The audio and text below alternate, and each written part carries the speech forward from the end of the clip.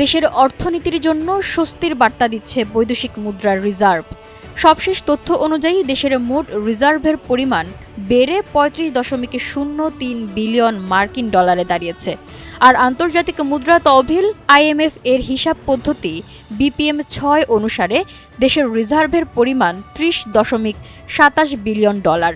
বুধবার ২৫ ফেব্রুয়ারি রাতে বাংলাদেশ ব্যাংকের মুখপাত্র আরিফ হোসেন খান এই তথ্য নিশ্চিত করেছেন। বাংলাদেশ ব্যাংকের ওই মুখপাত্র জানান, IMF এর হিসাব অনুযায়ী BPM-6 পদ্ধতিতে দেশের রিজার্ভ দাঁড়িয়েছে ৩,০২৭,৯৪,২০,০০০ ডলার। অন্যদিকে বাংলাদেশ ব্যাংকের নিজস্ব হিসাবে দেশের মোট রিজার্ভের পরিমাণ দাঁড়িয়েছে ৩,৫০৩,১৪,৫০,০০০ ডলার। গেল ৮ জানুয়ারি IMF এর হিসাব অনুযায়ী BPM-6 পদ্ধতিতে দেশের রিজার্ভ ছিল ২,৭৮৪,৫৩,৮০,০০০ ডলার।